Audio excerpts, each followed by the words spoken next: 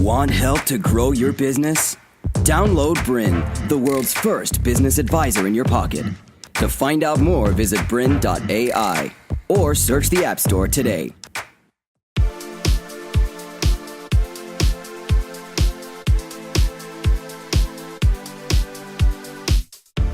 Hello and welcome to The Human Element. My name's Nicole Wales. I'm the founder and managing director of Human Tribe and your host for the Human Element series. Today we're here to talk about how to give your company a higher purpose. Now, when we talk about a workplace with purpose, we can be talking about a number of different things. We could be talking about employees having an understanding of what they do and how that impacts the customer. Or we could be talking about teams understanding how their department's results impact the results of the organisation overall. We could be talking about the organisation's purpose in terms of its vision, its mission and its values and how that impacts organisational culture. But that's not what we're talking about today. Today we're talking about a company with higher purpose that goes beyond things like profit, customers and employees. We're talking about how does your business contribute to the greater good of the community? What is your company doing in terms of helping those that are less fortunate? What is your organisation's legacy? Today, I'm joined by two brave and beautiful human beings that certainly know a lot about giving companies a higher purpose and also happen to be incredibly successful in their careers as well. First of all, joining us is Dr. David Cooke. David is the Chairman and Managing Director of Konica Minolta Australia. Also joining us is Jacinta McDonnell. Jacinta is the co-founder of Anytime Fitness Australia and also the founder of Urban Yoga and the Humankind Project. David and Jacinta, welcome to The Human Element. Hi, great to be here. I'm really conscious that you guys just literally landed back in the country, if not today and days ago. So I really appreciate you being here. And I have absolutely no doubt that the people, the business owners and the leaders in business are going to get so much out of our conversation today. I've given a bit of a hint, I guess, in that intro as to what we're talking about when it comes to a workplace with purpose or a higher purpose. But I'd love to hear from you guys. What does a higher purpose mean to you, or a workplace with purpose? So I guess for me, exactly what you said can be construed to be what purpose means. And within a business, we all know what our business should stand for and what it means to deliver to our customer. But I think that I've just come back from a cause marketing forum in Chicago, which was really all around how businesses are really translating what they do within their organisation into social change and into social entrepreneurship. And I think for me, really starting to think around what it means to have purpose is, what is your business doing to contribute to a social change, a social cause, and I think as business owners and business leaders, we need to start to really acknowledge the power that we have to create social change. And I think it's a responsibility that businesses have and business leaders have to actually think above and beyond profit. Anytime Fitness is a really good example, I think, of us contributing positively to society with active lifestyles in Australia. But that's just what we do as a brand. That's not contributing to social change or really a social cause. So it's really that extra element of what are we actually doing in society to make the world a better place. So for me, that's what it really means. Beautiful. David, what can you add to what Jacinta said? Look, I think we're all aware that we spend an enormous amount of time in our jobs these days. You know, we spend more time with work colleagues than we probably do with our partners in the waking hours we're at home and so on. So I think it's just incumbent on every workplace to make that as nourishing an experience as possible, and not a place that people go to and become drained of their energy every day and go home to their families exhausted, but actually a place that can enliven people and help them to grow as individuals as well. And I think it's really, really important that we try and create those sorts of workplaces. Brilliant. Yeah.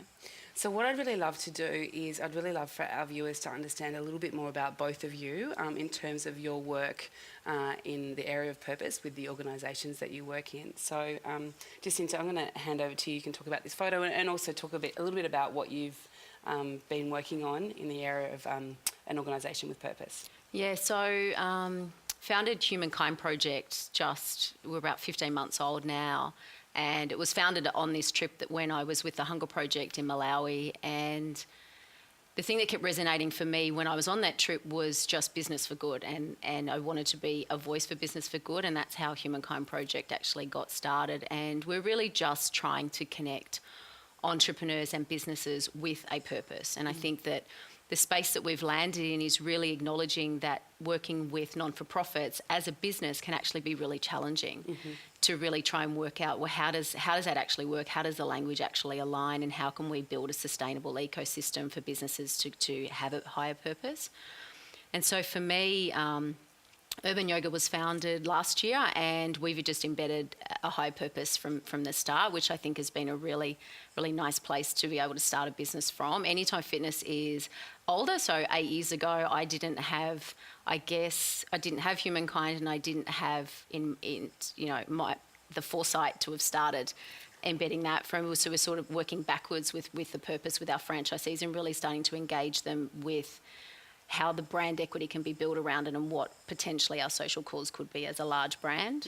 But for me, it's really around helping entrepreneurs find an aligned purpose. And I think alignment is such a key thing because there's so many social causes and so many things that we could be passionate about. It's really aligning the purpose of the non-for-profit or the social cause with the business that's really powerful. And I think if that's misaligned, then I think that we lose a lot of the advantages of what we're trying to achieve. Yeah. So for me, this trip was transformational personally, and I think that as a CEO or as a business leader or as an entrepreneur, once your vision is aligned to a social cause, then there's so much more power in that, in the way that we run our businesses. And I absolutely agree with David around employees feeling like there's a much greater sense of purpose for what they're doing at work other than just for the customer's base or whatever they're trying to achieve. And I think that it's just a completely different workspace to work in when you're dealing with purpose like that.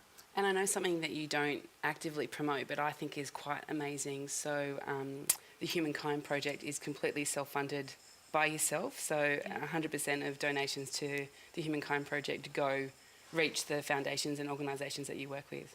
Yeah, so that was I guess my commitment to basically launch the Humankind Project, because I think there's a lot of, and rightly so, there's a lot of cynicism around how much gets on the ground, and I always wanted to make sure that that wasn't a reason for people to not get engaged with doing something that was going to be really valuable.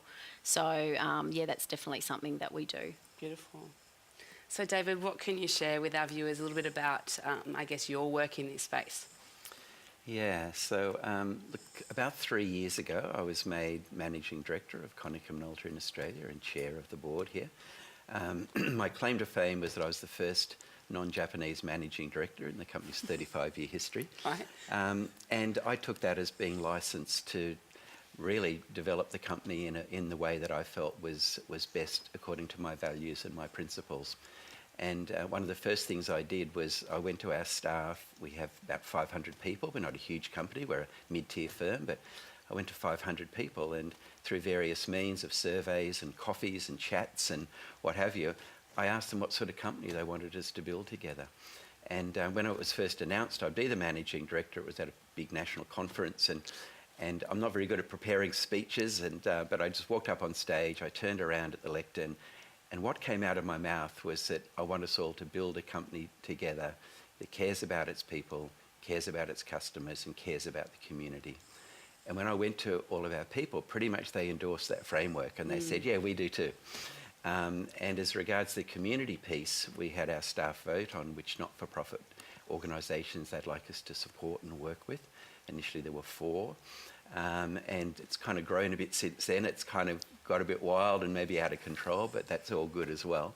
And one of the ones I think I'm most proud of, and I feel probably defines us the most as an organisation, is that we're working with various organisations, particularly in Cambodia, to make a small contribution from our side to end human trafficking and the sexual slavery of young women. And so I've had quite an association now with Cambodia and various people over there. And our staff really feel very proud that we're making a stance against that horrible situation. Brilliant. We're both doing amazing things, and I know that I can certainly learn a lot from you, and I know everyone else can. When we come back from the break, I'd really like to talk to you a little bit more about some of the reasons for working on an organisation with purpose and how we go about it. So we'll just take a short break.